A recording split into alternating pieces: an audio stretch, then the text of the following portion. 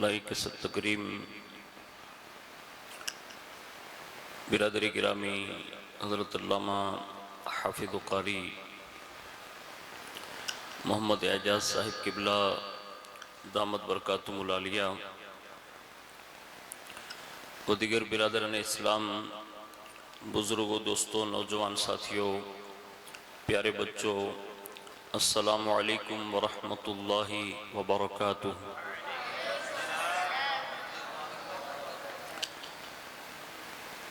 الحمد للہ رب العالمین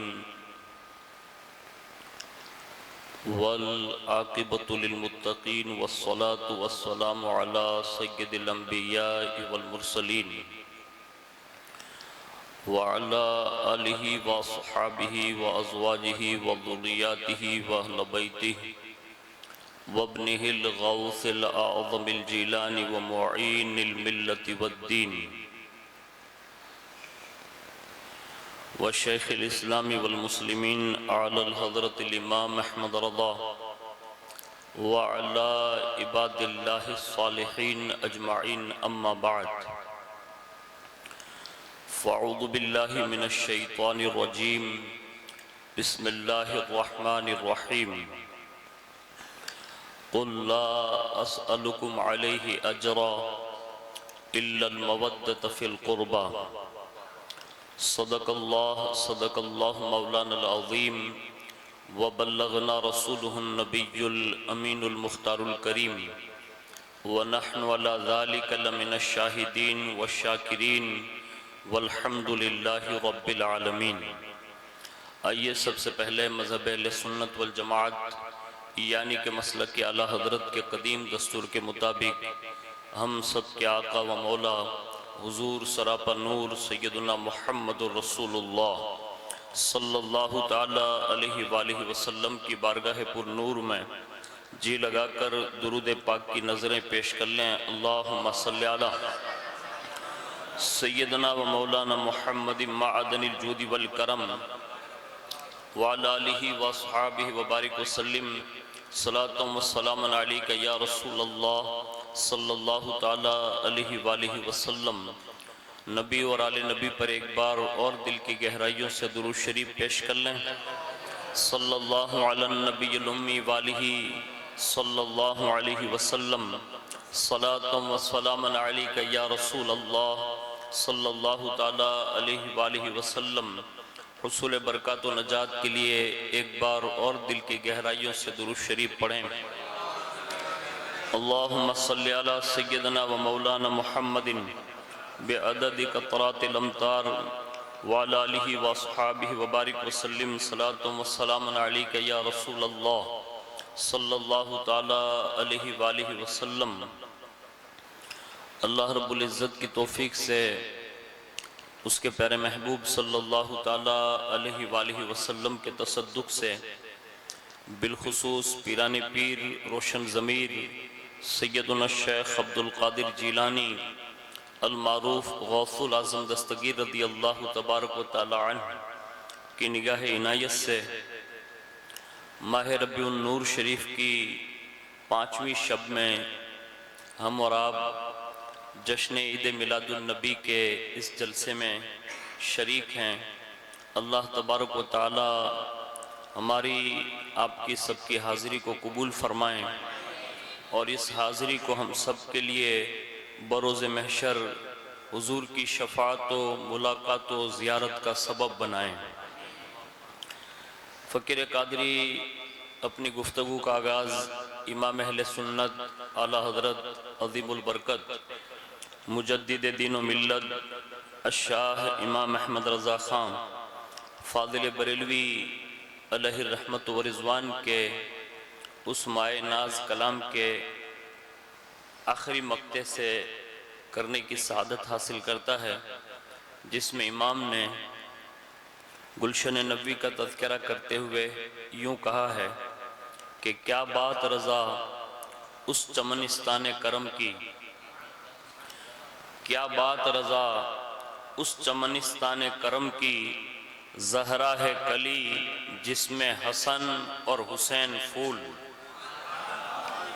دوسری جگہ پھر یوں تذکرہ کرتے ہیں کہ معدوم نہ تھا سایہ شاہ ثقلین، معدوم نہ تھا سایہ شاہ ثقلین، اس نور کی جلوہ گاہ تھی ذات حسنین، تمثیل نے اس سائے کے دو حصے کیے، آدھے سے حسن بنے اور آدھے سے حسین۔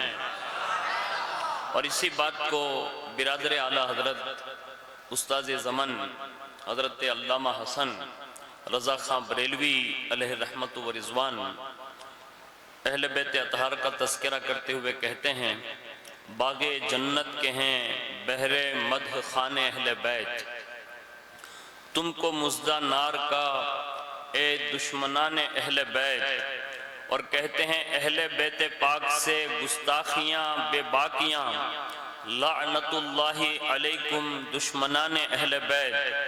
اور ان کی گھر کی شان بیان کرتے ہوئے کہتے ہیں کہ بے اجازت جن کے گھر جبریل بھی آتے نہیں، اللہ اللہ، کہتے ہیں بے اجازت جن کے گھر جبرائیل بھی آتے نہیں، قدر والے جانتے ہیں قدر و شان اہل بیت۔ اور کہتے ہیں بے ادب گستاخ فرقے کو سنا دے اے حسن، یوں کہا کرتے ہیں سنی داستان اہل بیت۔ ایک بار بڑی محبت سے درود شریف پڑھ لیں، اللہم صلی علی سیدنا مولانا محمد معدن الجود والکرم وعلی آلہ وصحابہ وبارک وسلم، صلاۃ و سلام علیک یا رسول اللہ صلی اللہ تعالی علیہ وآلہ وسلم۔ آج کی جو گفتگو ہے ہمیں اور آپ کو یہ اچھی طرح معلوم ہوگا کہ اس دنیا کی ایک عبقری شخصیت جسے دنیا امام الائمہ سید العارفین امیر المؤمنین حضرت سیدنا امام حسن مجتبی رضی اللہ تبارک و تعالی عنہ کے نام سے جانتی اور پہچانتی ہے۔ آج ان کا یوم شہادت کا یہ وقت ہے، یعنی یہ شب ہے ان کی، اور اکثریت تاریخی کتابوں میں 5 ربیع النور کو آپ کی شہادت کا ذکر خیر کیا گیا ہے۔ تو اس حوالے سے اور اس مناسبت سے آج کی گفتگو جو ہے اسی حوالے سے میں کرنے کی سعادت حاصل کروں گا، تاکہ ہمیں اور آپ کو بھی امام حسن پاک رضی اللہ تعالیٰ عنہ کی زندگی سے ہمیں کچھ حصہ میسر آئیں، اور ان کی سراپا زندگی سے کچھ گوشے ہم اور آپ مل کر اپنی زندگی میں اتارنے کی کوشش کریں گے۔ میں نے قرآن عظیم کی بہت ہی مشہور و معروف آیت آپ کے گوش گزار کرنے کی سعادت حاصل کی، جس میں اللہ رب العزت نے صراحت کے ساتھ اپنے محبوب کی زبان کہلوایا، اور قرآن میں یہ بیان فرمایا کہ محبوب آپ فرماؤ میں اس پر تم سے کچھ اجرت نہیں مانگتا مگر قرابت کی محبت۔ اس آیت کریمہ کا صاف مطلب یہ ہے کہ رسول اللہ نے، حضور نے اپنی امت کے لیے جو کچھ بھی کیا اس پر حضور نے کوئی بدلہ نہیں مانگا۔ ہم لوگ اگر زندگی بھر کے لیے حضور کا شکریہ ادا کرتے رہیں تو ہم اور آپ حضور کے ایک سجدے کا بھی شکریہ ادا نہیں کر سکتے جو حضور نے ہمارے لیے کیا۔ لیکن اس کے باوجود بھی اس دور میں صحابہ جب حضور مدینۃ الرسول ہجرت کر کے تشریف لے آئے، اور اس وقت حضور کے گھر کی کیفیت یہ تھی کہ جس میں حضور صلی اللہ علیہ وسلم کے اخراجات، مثال کے طور پر ازواج مطہرات کم و بیش 9 کی تعداد میں، پھر سیدہ کائنات بالکل قریب مولائے کائنات ساتھ میں، اور اس کے سوا جو بھی مدینۃ الرسول میں وفد آتے، یعنی لوگ گروہ در گروہ مدینۃ الرسول میں آتے، تو وہ دوسرے کے یہاں نہیں بلکہ ڈائریکٹ مسجد نبوی میں آتے، اور ان سب کا کھانا بھی حضور اپنے گھر کی طرف سے کھلاتے، یعنی سب کا انتظام حضور پر ہے، اور جو بھی کام ہوتے تھے وہ حضور کے گھر سے ہوتے تھے۔ تو تو صحابہ نے آپس میں مشورہ کیا، کیونکہ محبت کرتے تھے، تو انہوں نے ایک نظام بنایا اور بات چیت کر کے لوگوں سے کہا کہ ایک کام کرتے ہیں، آج ہمیں جو کچھ بھی میسر ہے یہ رسول اللہ کے صدقے میں ملا ہے، تو ہمیں یہ چاہیے کہ ہم کچھ تحفے جمع کر لیں اور حضور کی بارگاہ میں جا کر خراج پیش کریں اور عرض کریں کہ حضور یہ ہم غلاموں کی طرف سے یہ تحفہ قبول فرما لیں۔ یہ صحابہ کرام نے ایک منصوبہ بنایا اور باقاعدہ میٹنگ ہوئی اور بہت سارا مال لے کر حضور کے دربار میں حاضر ہو گئے۔ اب جب ان کی محبت ہے، ان کا پیار ہے، ان کا عشق ہے، سب کچھ ہے، لیکن مال لے کر جب حاضر ہوئے اور رسول اللہ سے کہا کہ حضور ہم غلاموں کے اس ہدیے کو آپ قبول فرما لیں، تو حضور نے فرمایا یہ کس چیز کے بدلے میں لائے؟ تو انہوں نے پھر اپنا اظہار خیال کیا، کہا حضور ہم 360 کے آگے جھکتے تھے، آپ کے قدم پڑے، ہمیں ایک اللہ کی بارگاہ میں جھکنا نصیب ہوا۔ یعنی اپنی زبان میں یوں کہہ لیں کہ حضور کے سامنے صحابہ حضور کی آمد پر جو انعامات اللہ نے فرمایا اس کا تذکرہ کر رہے تھے، تو کہا ہم 360 کو پوچھتے تھے، آپ کی آمد کیا ہوئی؟ ہماری پیشانی کو اللہ نے عزت سے نوازا اور ایک رب کی بارگاہ میں جھکانے کی توفیق عطا فرما دی۔ حضور آپ ہی آئے اور آپ کی آمد پر اللہ نے ہمیں قرآن جیسی عظیم کتاب عطا فرمائی۔ حضور آپ تشریف لائے تو اللہ نے ہمیں ماں باپ کے مراتب سمجھنے کی توفیق عطا فرمائی۔ حضور آپ آئے تو ہمیں پتا چلا کہ مسجد کسے کہتے ہیں، حرم کسے کہتے ہیں۔ حضور آپ تشریف لائے تو ہمیں یہ پتا چلا کہ بندوں کے حقوق کیا ہے۔ کائنات میں جو کچھ بھی ہمیں ملا یہ ہماری وجہ سے نہیں ہے یا رسول اللہ، یہ آپ کی قربانیوں کی وجہ سے ہے، آپ کے میلاد کی وجہ سے ہے، آپ کی آمد کی وجہ سے ہے۔ بس یہ ساری چیزیں ہم نے دیکھی تو ہم نے یہ سوچ لیا کہ جب سب کچھ حضور سے ہی ملتا ہے تو حضور آپ کے اخراجات اتنے زیادہ ہے، تو ہم نے بطور ہدیہ کچھ رقم جمع کی، کچھ مال سامان جمع کیا اور ہم آپ کی بارگاہ میں حاضر ہو گئے۔ بس ابھی یہ حضور کی بارگاہ میں کہہ ہی رہے تھے کہ اللہ نے اپنی طرف سے یہ اعلان بھیجا اور حضرت جبریل امین نے آ کر یہ آیت سنائی، قُلْ لَا أَسْأَلُكُمْ عَلَيْهِ أَجْرًا إِلَّا الْمَوَدَّةَ فِي الْقُرْبَى۔ محبوب کہہ دو یہ ساری دعوت و تبلیغ پر میں تم سے کچھ نہیں چاہتا، اگر کام کوئی کرنا چاہتے ہو تو صرف اتنا کرنا کہ میری اہل بیت سے محبت کیا کرنا۔ یعنی حضور نے ہم سے کوئی چیز طلب نہیں فرمائی۔ اور اس میں بھی اگر کوئی معاذ اللہ کوئی اعتراض کرے کہ قرآن عظیم میں جتنے بھی انبیاء کی دعوت و تبلیغ کے اجر کو بیان کیا گیا ہے تو ہر پیغمبر نے یہ جملہ کہا ہے جو ان کی شان تھا، کام تم سے کوئی اجر نہیں چاہتے، ہمارا اجر اللہ کے پاس ہے۔ یعنی آدم علیہ السلام، حضرت نوح علیہ السلام، حضرت ابراہیم، جن لوگوں کے یہ دعوتی پیغام کو قرآن نے بیان کیا تو انہوں نے یہ کہا کام تم سے کوئی بدلہ نہیں چاہتے، اس کا اجر اللہ ہمیں دے گا۔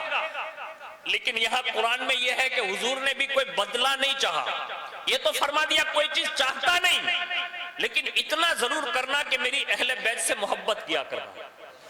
یعنی یہ ایک طرح سے دیکھیں تو ایک مطالبہ تو ہے نا، لیکن حضور نے یہ اپنے اہل بیت کی سیفٹی کے لیے نہیں مانگا، بلکہ حضور نے اپنی امت کے ایمان کی ضمانت کے لیے یہ تحفہ عطا فرمایا کہ تم میری اہل بیت سے محبت کرتے رہو گے تو بظاہر دنیا اور آخرت میں میری اہل بیت کا کوئی فائدہ یا نقصان نہیں ہوگا، لیکن تمہارا نفع یہ ہوگا کہ اس محبت کی وجہ سے اللہ تمہارے ایمان کی حفاظت فرما لے گا۔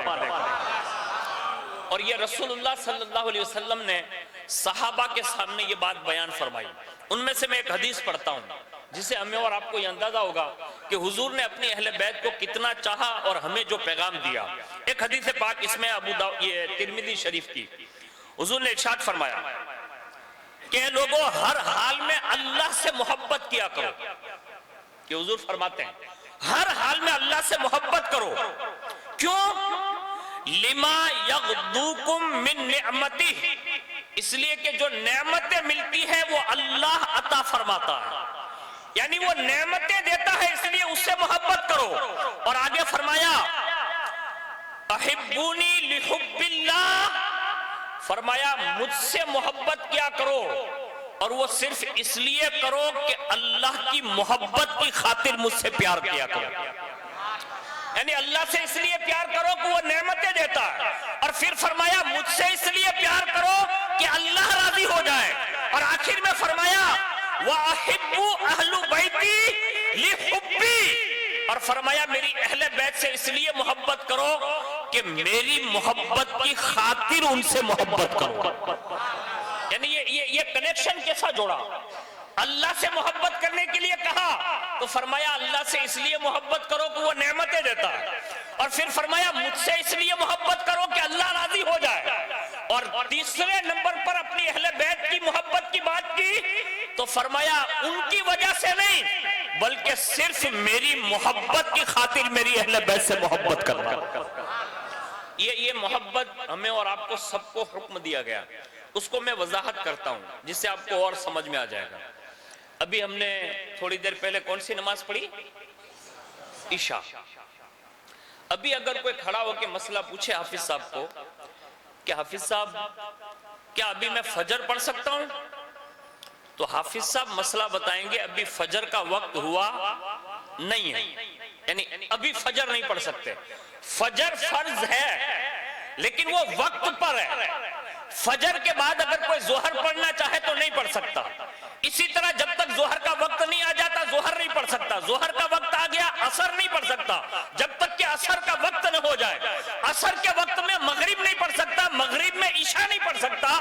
بلا تشبیہ اور تمثیل ہے اہم فرض, لیکن بغیر وقت کے وہ فرض نہیں ہوتی.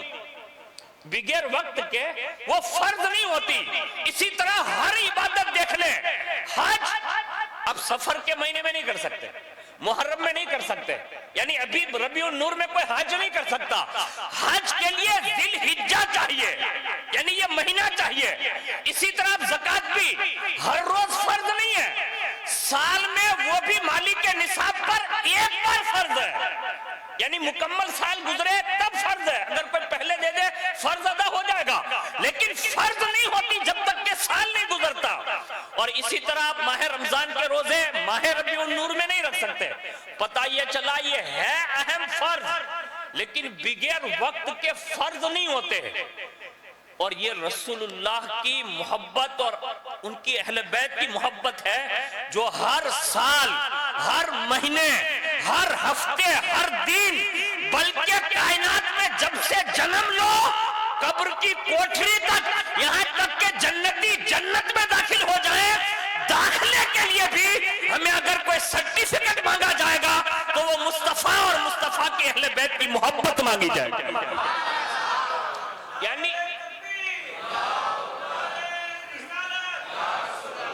یعنی کائنات میں کوئی بھی بندہ بغیر رسول اللہ اور رسول اللہ کی اہل بیت کی محبت کے وہ پل صراط بھی پار نہیں کر سکتا. یہ جو جملہ میں نے کہا نا یہ بولنے میں بڑا آسان ہے, لیکن پل صراط ہمارے اور آپ کے یہاں کے ہائی وے کے پل کا نام نہیں ہے, یہ ہے بڑا کٹھن. اعلیٰ حضرت کے اشعار اگر آپ جانتے ہوں گے تو کہیں اعلیٰ حضرت نے یہ دعائیں مانگی ہے, یا الہی جب چلوں تاریک راہ پل صراط.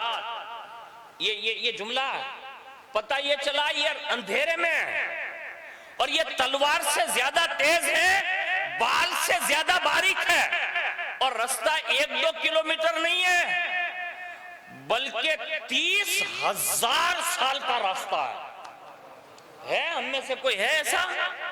اعلیٰ حضرت جیسا مجدد یوں کہتا ہے, آہ وہ راہ صراط بندوں کی کتنی بساط, المدد اے رہنما تم پہ کروڑوں درود. یعنی رسول اللہ سے مدد مانگی کہ حضور آپ کی مدد کے بنا پل صراط کوئی پار نہیں کر سکتا, لیکن حضور نے آسانی کتنی کر دی. فرمایا پل صراط پہ ثابت قدم وہی رہے گا جو میری اہل بیت سے ٹوٹ کر محبت کرتا ہوگا. کائنات میں 7 مرحلے ایسے ہیں جس سے کوئی بچے گا نہیں, یاد رکھیے گا اس کو. میں جو جملہ کہہ رہا ہوں اس کا ذمہ دار میں خود ہوں. 7 مراحل ایسے ہیں جہاں کوئی بچ نہیں سکتا, لیکن اگر وہ بچے گا اور اس کے لیے تخفیف ہے یعنی ہلکا پن ہوگا تو وجہ صرف یہ ہوگی کہ اس کا سینہ حضور اور حضور کی اہل بیت سے سرشار ہوگا. آپ دیکھ لیجئے، کہیں بھی دیکھ لیجئے، جن جن لوگوں نے بھی محبتیں کی ہیں حضور نے اتنے انعام عطا فرمائے۔ میں ایک ذات کی محبت عرض کر کے اپنا اصل عنوان جو ہے اس کی طرف لاتا ہوں۔ کائنات میں خود رسول اللہ یعنی وہ بذات خود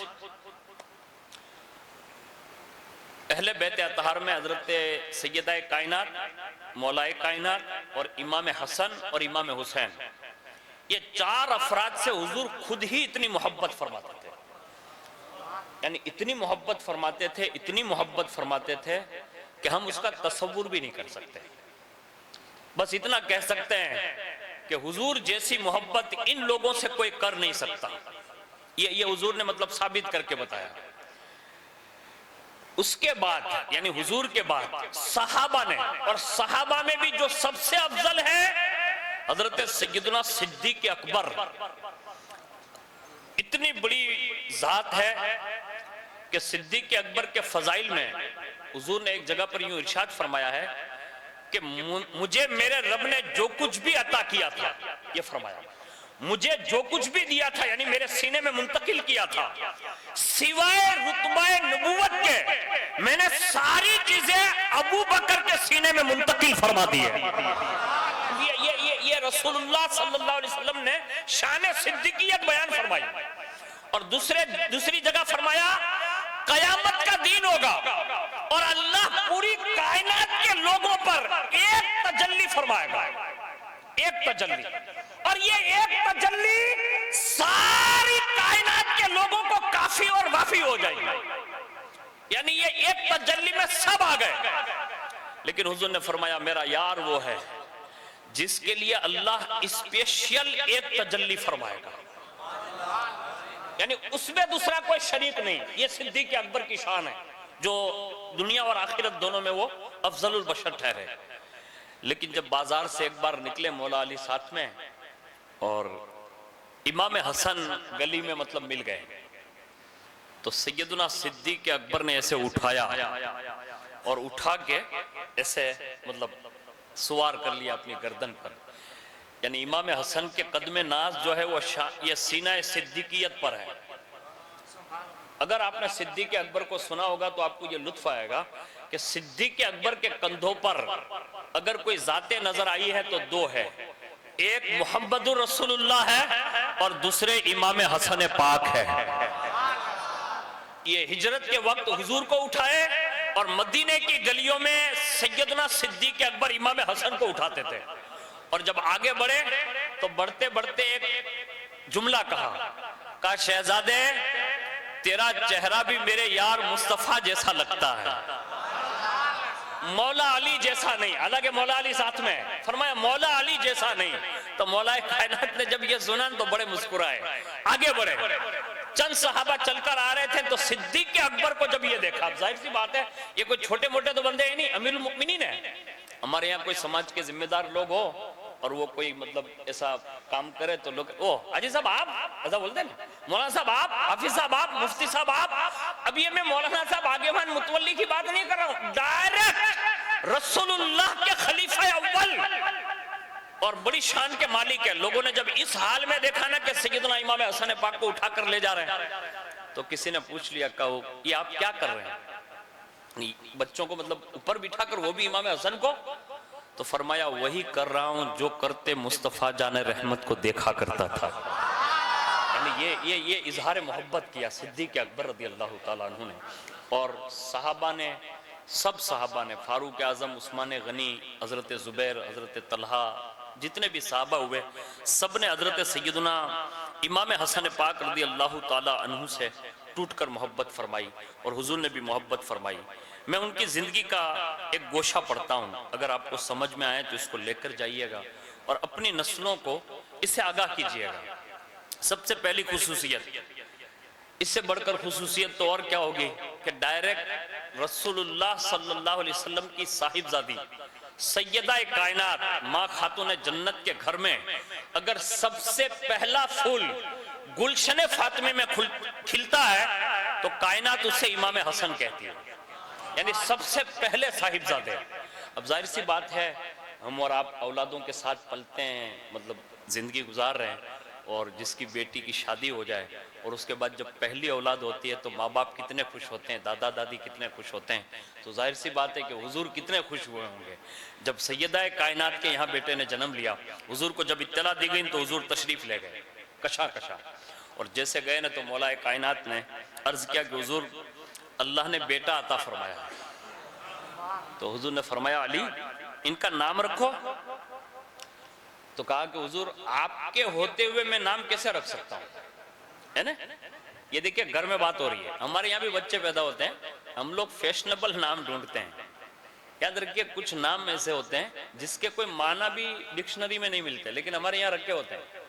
تو جب بھی نام رکھنے کی مطلب وہ آئے نا تو ہمیں کوئی نہ کوئی نسبتی نام رکھنا چاہیے. نسبتی نام جو ہے وہ یہاں بھی کام دے گا اور انشاءاللہ میدان محشر میں بھی کام دے گا. شرط یہ ہے کہ محبت میں نام رکھا جائے. تو حضور نے حضرت علی سے کہا کہ نام رکھو. تو کہا حضور آپ ہیں تو میں کیسے مطلب پیشکش کر سکتا ہوں آگے. تو حضور نے فرمایا آپ اظہار خیال ہی فرما دیں، نام کیا رکھنا چاہتے ہیں. تو پوتے بہادر تھے، کون؟ مولا کائنات. تو شجاعت کے پیکر تھے. تو کہا حضور نام تو یہ خیال میں آتا تھا کہ حرب رکھوں، یعنی بہادر پہلوان نام رکھوں. تو حضور نے فرمایا نہیں. تو کہا حضور آپ ہی نام رکھ دیں. تو فرمایا میں اپنے بیٹے کا نام نہیں رکھتا، میں اپنے رب کی وحی کا انتظار کرتا ہوں. یعنی سیدہ کائنات کے گھر میں بیٹا جنم لے رہا ہے اور فیصلہ ڈائریکٹ قدرت کی بارگاہ سے آنے والا. یہ حضور نے اظہار کیا، کہا میں بھی نام نہیں رکھتا، میرا رب جو نام تجویز فرمائے گا میں اپنے نواسے کا نام وہی رکھوں گا. بس ابھی اتنا کہا کہ مولا کائنات فرماتے ہیں حضور پر وحی کے آثار نمودار ہوئے. یعنی ایسا لگتا تھا جیسے جبریل اترے اور وحی نازل ہو رہی ہے. حضرت جبریل علیہ السلام آئے اور ایک ریشمی کپڑے پر حضرت امام حسن کا نام لے کر حضور کی بارگاہ میں حاضر ہوئے اور عرض کیا یا رسول اللہ یہ رب کی بارگاہ سے ارشاد ہے کہ علی آپ کے نزدیک مثل ہارون کے ہیں، جیسے کہ حضرت موسیٰ علیہ السلام کے وہ بھائی تھے تو یہ بھی آپ کے بھائی ہیں، اگرچہ آپ کے بعد کوئی نبی نہیں. لہذا حضرت علی کے پہلے فرزند کا نام حضرت ہارون علیہ السلام کے فرزند کے نام پر شبر ان کا نام تھا، اور اس کا عربی ہوتا ہے حسن. ان کا نام شبر تھا، اس کا مطلب عربی میں ہوتا ہے حسن. اور رب کا حکم یہ ہے کہ کائنات میں کسی پر آج تک یہ نام ظاہر نہیں کیا گیا، یہ ڈائریکٹ رب کی رحمت کے خزانوں میں سے بھیجا گیا. اب جن کے نام رب کے خزانوں سے فیصلے ہوتے ہو، اب ان کے رتبے کتنے بلند ہوں گے. آج ہم اور آپ بھی نام رکھ لیتے ہیں، نام رکھنا بھی چاہیے 100%. ہمارے یہاں کبھی کبھی بزرگ لوگ یہ کہتے ہیں کہ مولانا سارا نام اپنے رکھ لیے نا تو بولا وما تکلیف تھائی અને بے ادبی نو تھی جائے. ہوتا ہے نا، ایسا ہوتا ہے. تو ہمارے یہاں یہ بھی چھوٹ ہے، یعنی ہمارا دین یہ بھی کہتا ہے جیسے کسی کا نام محمد رکھ لیا، ٹھیک ہے، اب بلانے میں اگر کوئی بے ادبی کا خوف ہے تو عرف میں کوئی دوسرا نام رکھ لیں. مثال کے طور پر عارف رکھ لیں، شکیل رکھ لیں. محمد اصل نام، تاریخی نام اور جنم تاریخ کے داخلے میں لفظ محمد ہی رہے.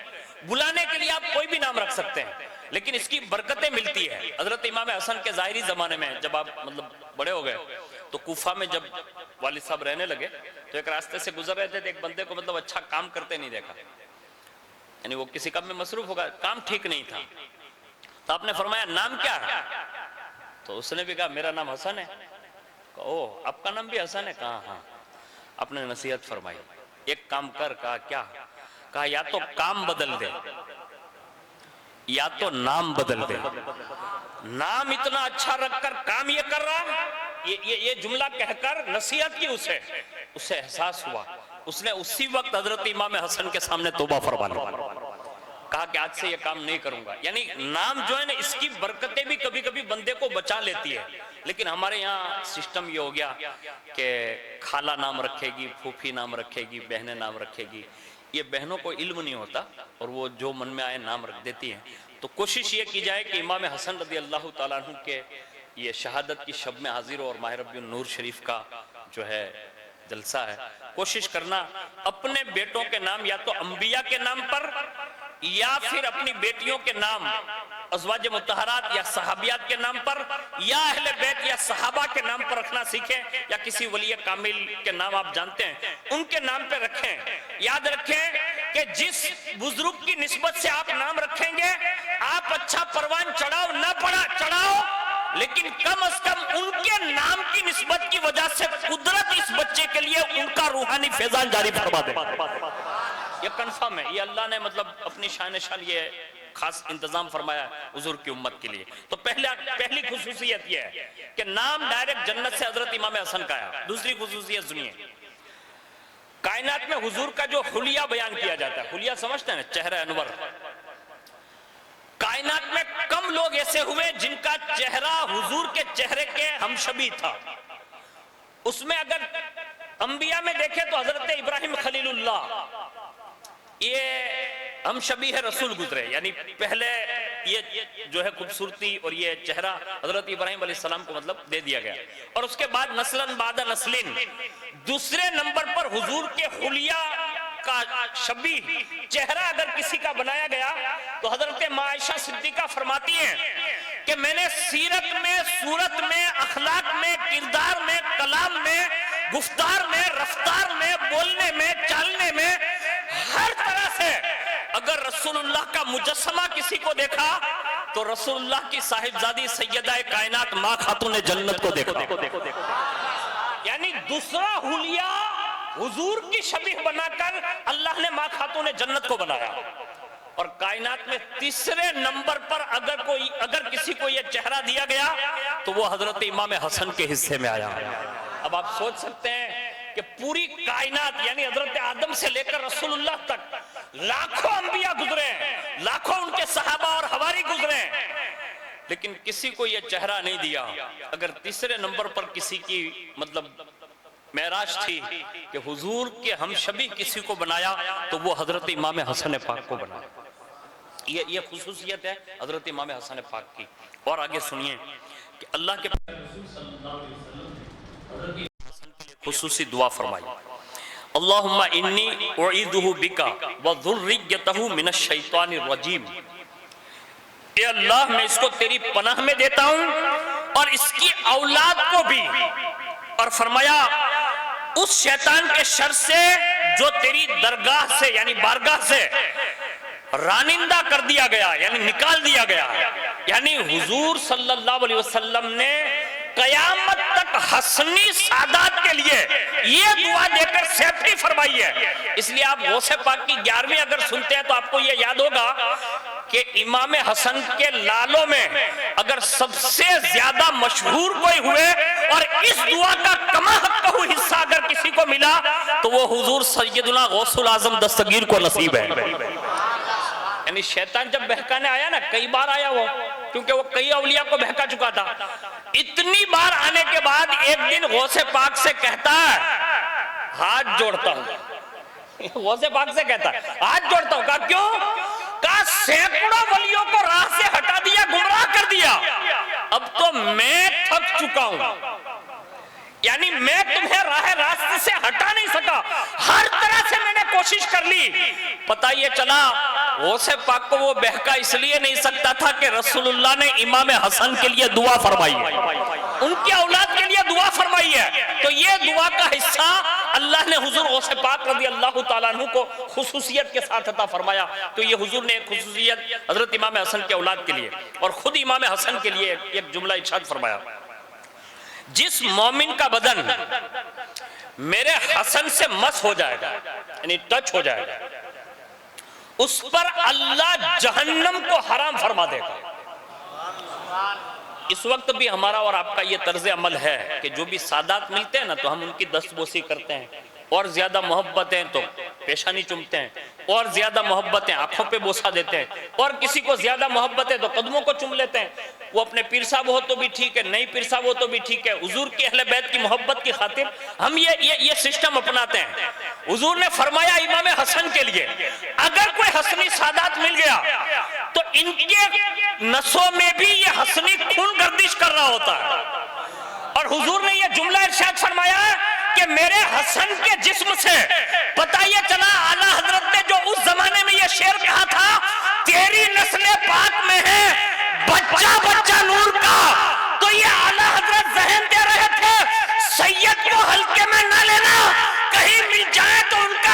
सारी जुमले ना कम से कम इनकी निस्बत इमाम हसन से मिलती होगी तो इंशाअल्लाह तुम्हें भी जहन्नम से आजादी दे दी जाए।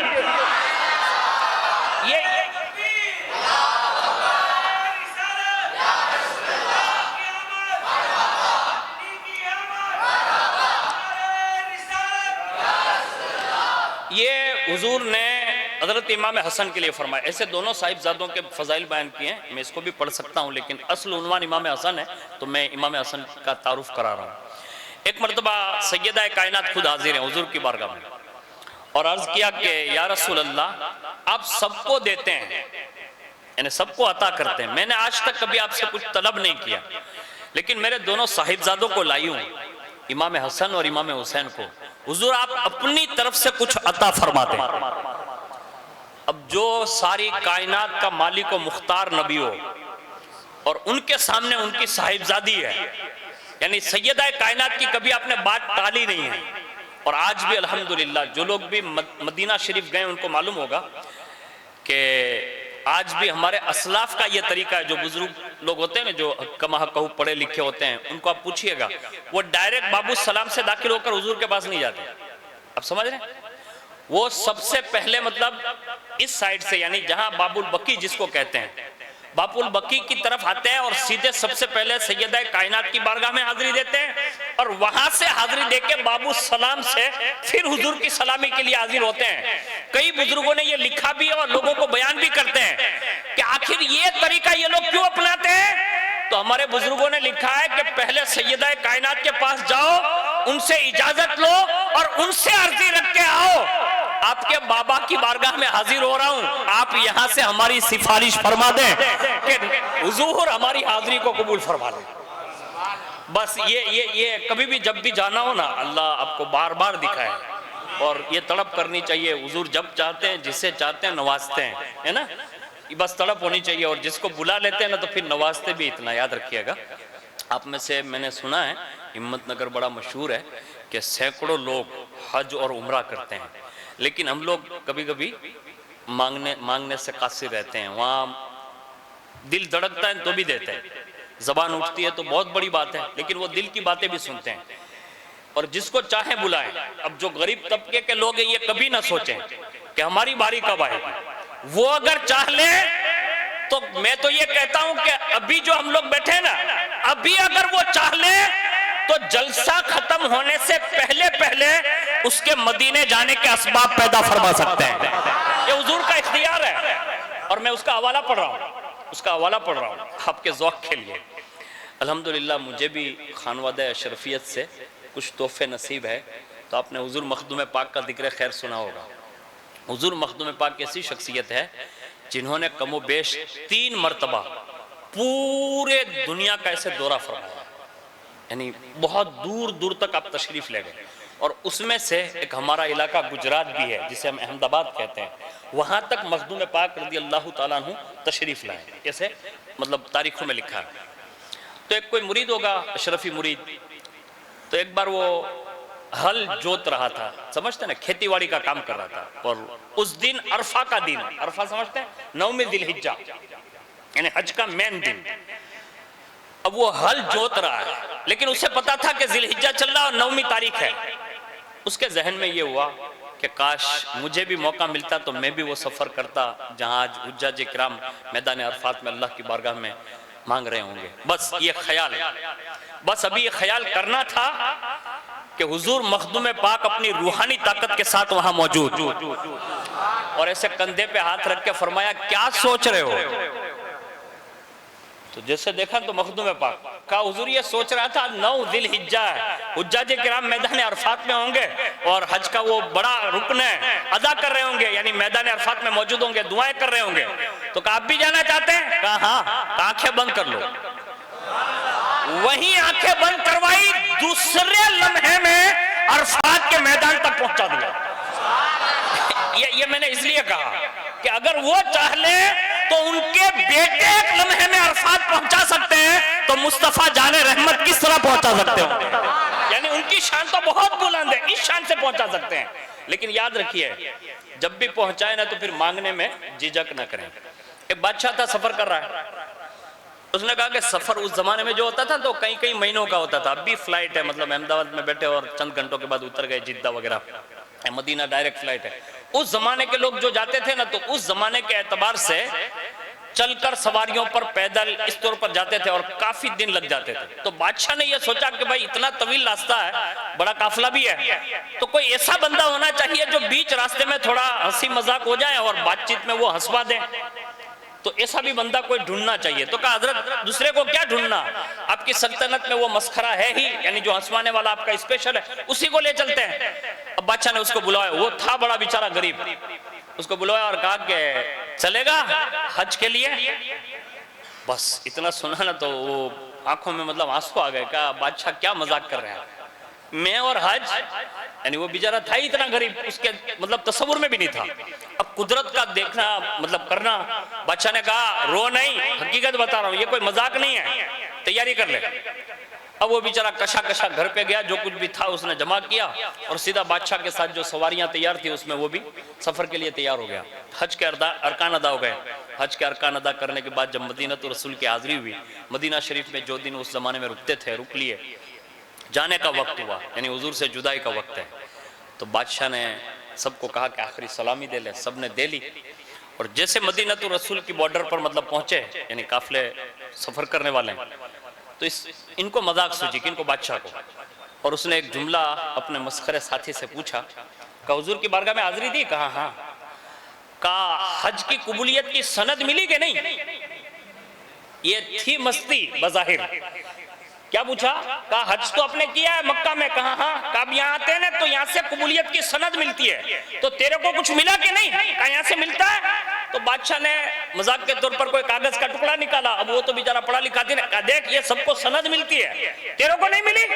تو کہا نہیں۔ تو کہا چل مانگ لینا چاہیے نا۔ تو اس کے دل پہ مطلب بار گزرا کہ یہاں صرف بادشاہوں کو ہی سند ملتی ہوگی، یہ خیال گزرا۔ اس نے کہا بادشاہ ایک کام کریں گے؟ کہا کیا؟ کہا تھوڑی دیر کے لیے قافلہ روکے، میں ابھی ہو کر آیا۔ کہا کہاں جانا چاہتے ہیں؟ کہا حضور کے پاس۔ کہا کیوں؟ کہا جب وہ آپ کو سند دے سکتے ہیں تو مجھ غریب کو بھی سند سے نواز سکتے ہیں، یعنی میری بھی قبولیت کی سند مل جائے گی، آپ کا کیا جائے گا؟ مجھے جانے دو نا، مجھے تو پتہ ہی نہیں تھا کہ یہاں سے یہ سب کچھ ہوتا ہے۔ اس نے دوڑ لگائی، اور وہ جب چلا ہوگا نا تو پھر وہ اپنے عشق میں چلا ہوگا، اور حضور نے اپنی شان دیکھا بھی ہوگا کہ میرا دیوانہ آ رہا ہے، روضہ رسول کے سامنے حاضر ہوا، اور اس نے اپنی زبان میں یوں کہا ہوگا، اگر میں اس کو اعلیٰ حضرت کی زبان میں کہوں تو یوں کہا جا سکتا ہے، کیوں کہوں بے کس ہوں میں، کیوں کہوں بے بس ہوں میں، تم ہو میں تم پر فدا، تم پہ کروڑوں درود، یا رسول اللہ اپنے خطا وار کو اپنے ہی دامن میں لو، کون کرے یہ بھلا، تم پہ کروڑوں درود۔ اس نے کہا ہوگا حضور آنکھ عطا کیجئے، اس میں ضیاء دیجئے، جلوہ قریب آ گیا، تم پہ کروڑوں درود، یا رسول اللہ ہم نے خطا میں نہ کی، تم نے عطا میں نہ کی، کوئی کمی سرورا، تم پہ کروڑوں درود۔ اس نے اپنے دل کا درد یوں سنایا ہوگا، یا رسول اللہ دل کرو ٹھنڈا میرا، وہ کفے پا چاند سا سینے پہ رکھ دو ذرا، تم پہ کروڑوں درود۔ وہ اپنی داستان سنا ہی رہا ہوگا، یا رسول اللہ تم ہو جواد و کریم، تم ہو رؤوف و رحیم، بھیک ہو داتا عطا، تم پہ کروڑوں درود۔ بس یہ سنا سنا کر اس نے اپنی بپتا سنائی، بس ابھی وہ سنا ہی رہا ہوگا، اور اس نے زبان حال سے کہا ہوگا حضور یہاں صرف بادشاہوں کو ہی چٹھیاں ملتی ہے، ہم غریبوں کو نہیں ملتی۔ بس اتنے میں وہ کہتا ہے کہ میری آنکھیں تو بند تھی، ایک آواز آئی مدھم انداز میں اور فرمایا آنکھیں کھول، تیری رہائی اور قبولیت کی چٹھی تیار ہے۔ بس اس نے دیکھا کہ ان مبارک جالیوں میں سے ایک دستے انور باہر ہے، اور فرمایا لے یہ تیری حج کی بھی قبولیت کی سند ہے اور تیری بخشش کی ضمانت بھی ہے۔ یہ حضور کی شان ہے، حضور جب چاہیں جسے چاہیں عطا فرماتے ہیں۔ میں کہتا ہوں جب اس دور میں اتنا دیتے ہیں تو بتائیے جب سیدہ کائنات کے سامنے یہ سامنے ہوں اور شہزادے سامنے ہوں، حضور نے کیا نہیں دیا ہوگا، اور مطلب سب کچھ عطا کیا، لیکن جب سوال ہوا نے کہ ان کو دونوں کو کچھ دے دیں تو حضور نے پہلا جملہ ارشاد فرمایا، کہا میں اپنے شہزادے حسن کو اپنا علم عطا کرتا ہوں. یہ حضور کی عطا ہے، یاد رکھیے گا. جب بھی حضور کی بارگاہ میں جائیں نا تو یہ چیزیں مانگنی چاہیے. یہ امام حسن کے لیے یہ پسند فرمایا. کہا میں حسن کو اپنا علم دے رہا ہوں، اور دوسری چیز فرمایا میں اپنی ہیبت عطا کر رہا ہوں. یعنی میرے بیٹے حسن میں یہ دونوں چیزیں وسعت کے ساتھ پائی جائے گی. اور امام حسین کے لیے فرمایا میں انہیں اپنی شجاعت اور بہادری عطا فرماتا ہوں. کیونکہ کربلا بھیجنا تھا نا بعد میں، تو کہا اس کو بہادری اور شجاعت دے رہا ہوں، اور ساتھ میں جود و کرم بھی عطا کرتا ہوں، یعنی سخی بھی بناتا ہوں. پتہ یہ چلا دونوں شہزادوں کو اس شان سے نوازا کیونکہ امام حسن کے زمانے میں حضرت امیر معاویہ اور حضرت امام حسن کا آمنا سامنا ہونے والا تھا. بچپن میں جو بشارت دی تھی، اور علم اللہ اسے ہی عطا کرے گا جس کو اللہ سب سے زیادہ علم بھی عطا فرمائے گا. اس لیے حضور نے علم دیا تاکہ جب آمنے سامنے 60,000 اور 40,000 کا لشکر جمع ہو جائے تو وہ رسول اللہ کی اس حدیث کی تصدیق فرما دیں. حضور نے فرمایا تھا میرا بیٹا یہ سید ہے، اور اس کی وجہ سے اللہ 2 مسلمان گروہ میں صلح فرما دے گا. اور پوری کائنات نے دیکھا کہ حضرت امیر معاویہ کے ساتھ میں آپ نے صلح فرما لی اور جنگ نہیں لڑی، اور لوگوں نے بہت کچھ کہا بھی اس کے بعد، لیکن امام حسن فرماتے ہیں تم نہیں جانتے نا، اس سے 100 کروڑوں درجہ زیادہ میں جانتا ہوں کہ اسی میں فائدہ ہے. یعنی یہ صلح پر یہ جملے کہے، اور بہت سارے خاص لوگوں نے اعتراض کیا نا، تب بھی امام حسن نے یہی فرمایا کہ یہ ایک راز تھا جس کو میرے نانا نے ہمیں بتایا تھا، اور یہ ہم اپنے سینوں میں ساتھ میں لے کر جائیں گے. یعنی اس میں یہ تربیت تھی. آج جو لوگ حضرت امیر معاویہ کے ساتھ بدتمیزی کرتے ہیں یا نازیبہ کلمات کہتے ہیں تو وہ ان کا اپنا کام ہے. امام حسن رضی اللہ تعالیٰ عنہ کی ذات نے یہ ساری چیزیں کی نہیں. میں ایک کتاب لایا ہوں، آپ کو کبھی پڑھنے ملے تو کہیں سے منگوائیے گا. یہ ہے انوار شخصیات، اس کا نام ہی ہے. اس میں اس کے لیکھک بھی بہت بڑی شخصیت ہے دنیا کی، حضرت علامہ مفتی محمد حنیف خان صاحب رضوی، جو بہت بڑے پائے کے عالم دین ہیں.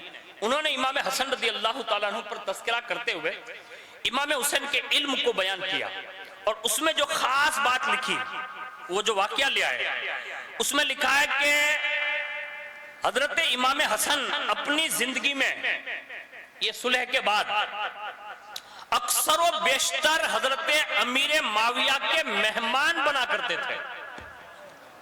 اب بھائی جس سے دشمنی ہو وہ کوئی مہمان بنتا ہے؟ اس کا مطلب یہ ہے کہ خاص انتظام حضرت امیر معاویہ کے ہاں ملک شام میں دونوں شہزادوں کے لیے کئی کئی دن کا قیام ہوتا تھا. اور خالی قیام نہیں، یہ لکھتے ہیں کہ جب بھی امام حسن آتے تو امام حسن رضی اللہ تعالیٰ عنہ حضرت امیر معاویہ کے اس دربار میں باقاعدہ تقریر فرمایا کرتے تھے. یعنی ان کا خطاب ہوتا تھا. اب ظاہر سی بات ہے کہ صدیوں کے بعد ہم حضرت امام حسن کی بات کرتے ہیں تو اتنا لطف آ رہا ہے نا. اب امام حسن جب اپنے نانا کا خطبہ پڑھتے ہوں گے، صدیق اکبر کی شان بیان کرتے ہوں گے، فاروق اعظم کی شان بیان کرتے ہوں گے، حضرت عثمان ذوالنورین کے تذکرہ کرتے ہوں گے، اپنے بابا مولا کائنات کے فضائل پڑھتے ہوں گے، تو کیسا مطلب لذتیں آتی ہوگی. اور یہ ہوتا تھا کمپلسری. اسی میں سے ایک واقعہ لائے. ایک بار امام حسن تقریر کر رہے ہیں، اسی تقریر کے درمیان جب وہ تقریر ختم ہو جاتی تھی تو سوال جواب کا سلسلہ شروع ہوتا تھا کہ کوئی سوال کر سکتا ہے. تو اس میں سے ایک بندہ کھڑا ہوا، اس نے سوال کیا، کہا حضور ایک سوال عرض ہے. کہا بولو. کہا میرے یہاں ایک تکلیف ہے. کہا کیا؟ کہا میرے یہاں اولاد نہیں ہے، آپ اس کے لیے کوئی انتظام کر دیں، یعنی کوئی وظیفہ دے دیں یا کوئی نسخہ دے دیں. آپ نے فرمایا ایک کام کر، استغفار پڑھا کر، یعنی کثرت کے ساتھ توبہ کیا کر، اللہ تجھے اولاد سے سرفراز فرما دے گا. یہ بات دوران تقریر سوال جواب کی نشست میں کہی. اور اس کے بعد دوبارہ جب امام حسن آئے وہی شخص ہے حاضر ہوا اور اس نے عرض کیا حضور آپ نے جو بات ارشاد فرمائی تھی کہ اولاد کے لیے وظیفہ استغفار پڑھا کرنا، میں نے پڑھا. قدرت کا کرنا یہ کہ اس وظیفے کی برکت سے اور آپ کے صدقے میں اللہ نے اولاد سے مالا مال فرما دیا. لیکن آپ نے جو وظیفہ بتایا ہے تو آپ اہل بیت نبوت سے تعلق رکھتے ہیں اور آپ بغیر قرآن کی دلیل کے بات نہیں کرتے. تو کیا ایسا ذکر قرآن میں بھی ہے؟ تو 2 آیتیں امام حسن نے فوراً پڑھی. پہلی دلیل میں پڑھی وَيَا قَوْمِ اسْتَغْفِرُوا رَبَّكُمْ ثُمَّ تُوبُوا إِلَيْهِ يُرْسِلِ السَّمَاءَ عَلَيْكُمْ مِدْرَارًا وَيَزِدْكُمْ قُوَّةً إِلَىٰ قُوَّتِكُمْ وَلَا تَوَلَّوْا مُجْرِمِينَ۔ اور اے میری قوم، اپنے رب سے معافی چاہو، اس کی طرف رجوع لاؤ، وہ تم پر زور سے بارش بھی بھیجے گا اور تم میں جتنی قوت ہے اور زیادہ دے گا۔ اور دوسری آیت پڑھی وَيُمْدِدْكُمْ بِأَمْوَالٍ وَبَنِينَ، اور اسی کے ذریعے یعنی استغفار کے ذریعے تمہارے مال اور اولاد کے ذریعے تمہاری مدد فرمائے گا۔ یعنی یہ حضرت ہود اور حضرت نوح کے زمانے کی جو باتیں ہوئی تھی جس کو قرآن نے بیان کیا، امام حسن نے کوٹ کر کے ان کے سامنے پیش فرمایا اور لوگوں کو یہ بتایا کہ اہل بیت اطہار کے خاندان کے لوگ ہوا میں فائرنگ نہیں کرتے، یہ وہی بات کرتے ہیں جو قرآن میں ہوتی ہے۔ تو یہ آپ کا علم ہے، اللہ تعالیٰ نے اتنے علوم سے سرفراز فرمایا۔ اس کے ساتھ ساتھ عاجزی، انکساری، عبادت، ریاضت دیکھیے۔ آج ہماری اور آپ کی حالت یہ ہے کہ ہم لوگ بڑی مشکل سے کبھی 2 رکعت نفل بھی پڑھ پاتے ہوں، لیکن یہ وہ لوگ تھے جو رات بھر میں ہزار نوافل پڑھتے تھے، یعنی ان کی عبادتوں کا حال یہ تھا۔ اور ہم اور آپ حج زندگی میں ایک بار، اور اگر اللہ موقع دیتا ہے تو بندہ 2 بار جاتا ہے، 6 بار جاتا ہے، جس کی جیسی وسعت۔ لیکن جب آپ مدینہ شریف میں رہتے تھے تو مورخین نے لکھا ہے کہ آپ کا شوق حج اس انداز میں تھا کہ مدینہ طیبہ سے کم و بیش 20 یا 25 مرتبہ پیدل حج فرمایا۔ اور ابھی جو راستہ ہے وہ تو ابھی آسان والا ہے نا، اس زمانے میں اتنی آسانی نہیں تھی۔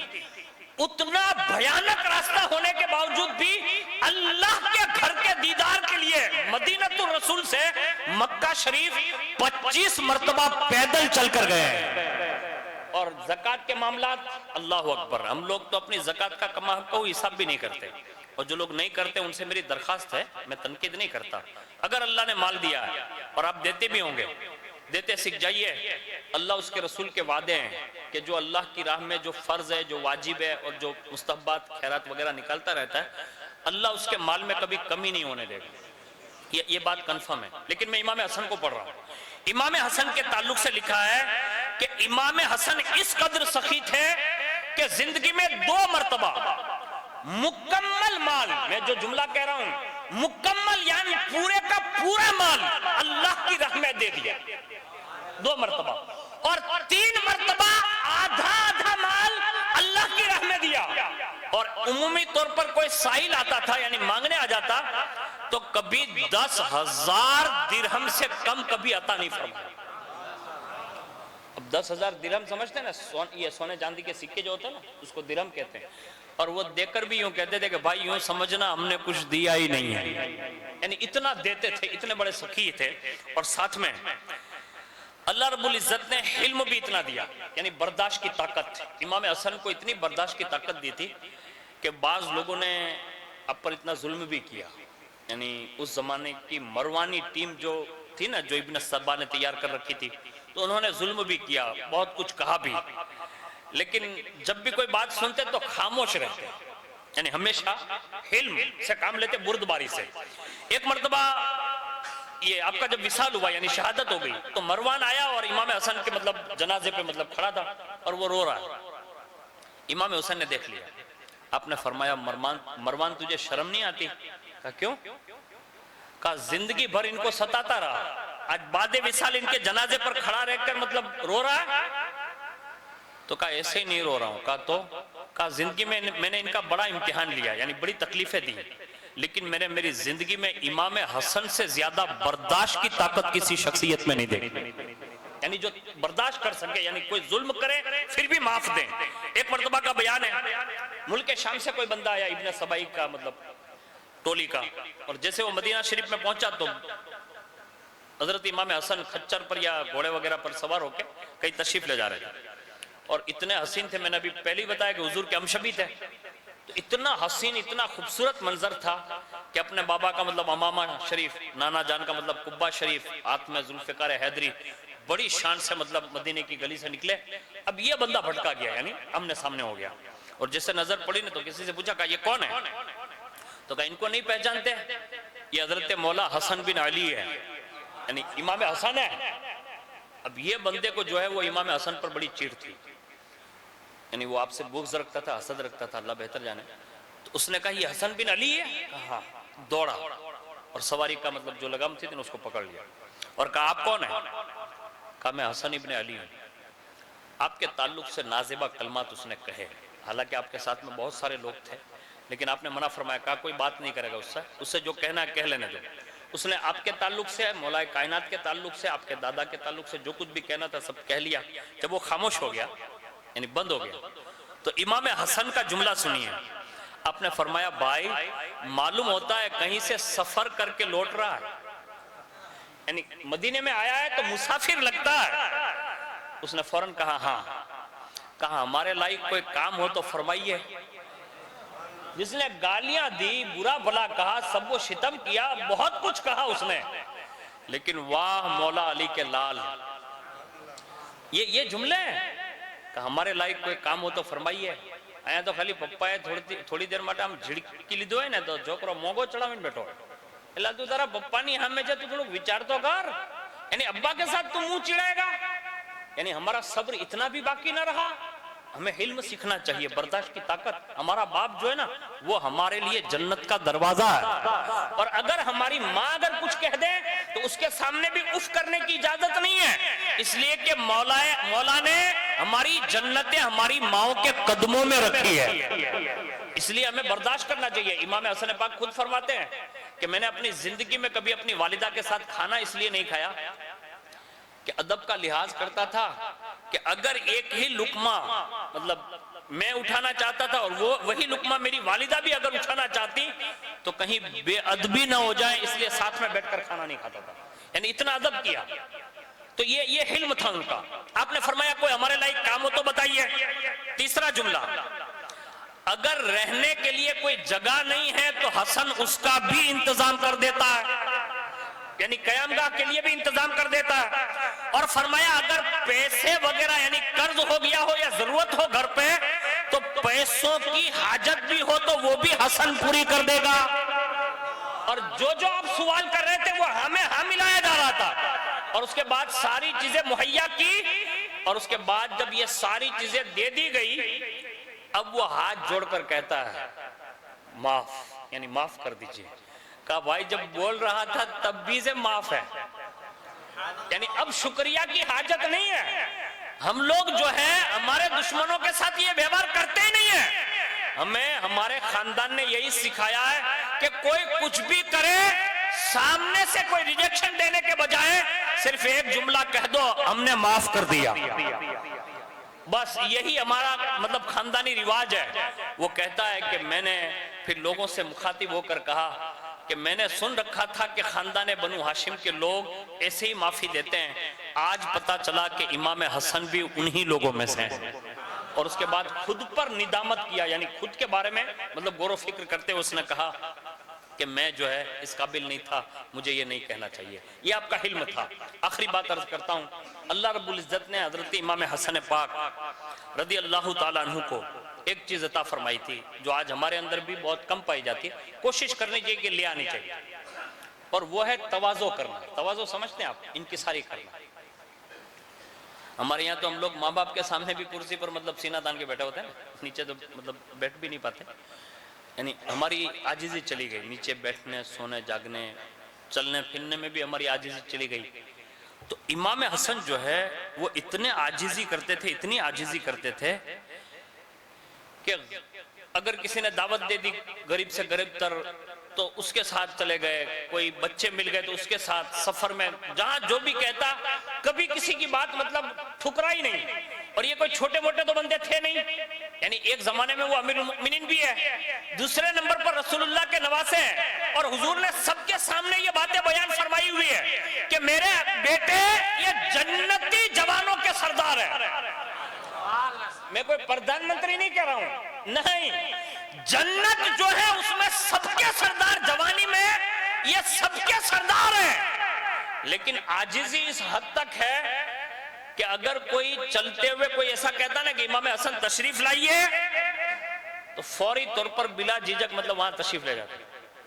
ایک مرتبہ کہیں سے گزر رہے ہیں، چند لوگ جو ہے زمین پر بیٹھ کر، غریب لوگ بیٹھ کر کچھ کھا رہے تھے، تو انہوں نے آپ کو دیکھ لیا تو کہا کہ حضور آئیے تشریف لائیے، بس اتنی بات. کہا حضور تشریف لائیے. بس اتنا سننے کے ساتھ بلا جھجک اب تشریف لے گئے، ان کے ساتھ کھانا کھایا، اور اس کے بعد کھانا کھانے کے بعد ارشاد فرمایا جانتے ہو کیوں بیٹھا ہوں میں؟ کہا کیوں؟ کہا میں نے سن رکھا ہے کہ اللہ تکبر کرنے والوں کو پسند نہیں کرتا، اس لیے میں نے عاجزی کرتے ہوئے آپ کے ساتھ میں نے کھانا کھا لیا تاکہ اللہ حسن کو قبول فرما لے. حالانکہ وہ مقبول شدہ لوگ ہیں، لوگ ہماری تعلیم کے لیے. دوسرا واقعہ سنیے کہ چند بچے یعنی چھوٹے چھوٹے بچے وہ مل کر کھانا کہیں کھا رہے تھے اور آپ گھوڑے پر سوار ہو کر کہیں تشریف لے جا رہے ہیں گلی میں. تو دیکھا نا کہ بچے مطلب بیٹھ کر کھانا کھا رہے ہیں، انہوں نے امام حسن پاک کو دیکھا تو سب کھڑے ہو گئے. کہا حضور تشریف لے آئیے، تشریف لے آئیے، ہمارے ساتھ بیٹھ کے تھوڑا کھانا تناول کر لیں. اب بچے بچے ہوتے ہیں، لیکن امام حسن نے بچوں کا بھی دل نہیں توڑا، وہیں سے سواری سے نیچے اترے، پیدل آئے اور بچوں کے ساتھ مل کر کھانا کھایا. سیر ہو گئے، بچے بھی سیر ہو گئے. اس کے بعد فرمایا کہا یہ آپ کی دعوت تھی نا؟ کہا ہاں. کہا اب حسن بھی آپ سب کو دعوت پیش کر رہا ہے، آپ میرے گھر آئیے. سب بچوں سے کہا اب آپ میرے گھر آئیے، حسن کے یہاں بھی تھوڑے لقمے تناول کر کے جائیے. اور اس کے بعد ایک وقفے کے بعد مطلب امام حسن نے سارے بچوں کو بلایا، کھلایا پلایا، اور ساتھ میں انہیں ایک ایک جوڑا کپڑا بھی عطا فرمایا اور فرمایا آپ کی دعوت مقدم تھی، یعنی پہل آپ لوگوں نے کی ہے میرے ساتھ، آپ کی دعوت جو ہے وہ مجھ سے آگے ہی رہے گی. لوگوں نے کہا حضور یہ تو بچے تھوڑا بہت گھر سے لا کر کھانا کھا رہے تھے، اسی میں آپ کو شریک کر لیا، آپ نے اتنا لذیذ کھانا کھلایا، اوپر سے کپڑے بھی تحفے میں دیے، اور آپ پھر بھی کہہ رہے کہ بچوں کی دعوت سب وقت لے گئی. تو کہا ہم نے تو اپنے سارے مال میں سے اتنا اچھا کھانا کھلایا نا. ہاں ہاں. کہا یہ گھر سے اپنے لیے لائے تھے، انہوں نے ہمیں شریک کیا. پتہ یہ چلا بچوں کی حوصلہ افزائی بھی امام حسن یوں فرمایا کرتے تھے. تو ہمیں اور آپ کو بھی چاہیے بچے جب بھی کوئی کام کرے نا اچھا، ان کو حوصلہ دلائیے. اس لیے کہ آپ بوڑھے ہو گئے، سفید بال ہو گئے، اب تو آگے چل کے مطلب اپنی بھاشا میں کہے نا کال بدائے گجری جوان آ جائے، ہے نا، یہ ہے. ارے بھائی سب کو جانا ہے نا، مجھے بھی مرنا ہے، آپ کو بھی مرنا ہے، تو جانے تو والے ہیں. تو کم از کم اپنے پیچھے ایسے لوگوں کو تیار کر کے جائیے کہ جیسے آپ سب مل کر یہ جشن منا رہے ہیں تو یہ چھوٹے چھوٹے بچے بڑے ہو جائیں نا تو پھر وہ آپ کے نائب بن کر حضور کا میلاد مناتے رہیں. اللہ تعالیٰ سے دعا کرتا ہوں کہ اللہ تعالیٰ آج کی شب کے صدقے میں اللہ ہمیں، ہمارے سارے بچوں کو، ہماری بچیوں کو اور حضور کی ساری امت کو امام حسن پاک کی خیرات نصیب فرمائیں. اور جو بھی باتیں امام حسن کی سیرت سے پڑھی گئی اللہ تعالیٰ ہم سب کو اس پر عمل کی توفیق عطا فرمائیں. اور جب تک جئیں حضور کے اہل بیت اور حضور کے صحابہ کی سچی محبت میں جئیں، اور جب قیامت کے دن اٹھیں تو حضرت حسنین کریمین کے ہاتھوں سے اللہ رب العزت حوض کوثر کے جام نصیب فرمائیں، پل صراط آسان فرمائیں، میزان عمل آسان فرمائیں، اور رسول اللہ کی شفاعت و ملاقات نصیب فرمائیں. آمین برحمتک یا ارحم الراحمین. السلام علیکم.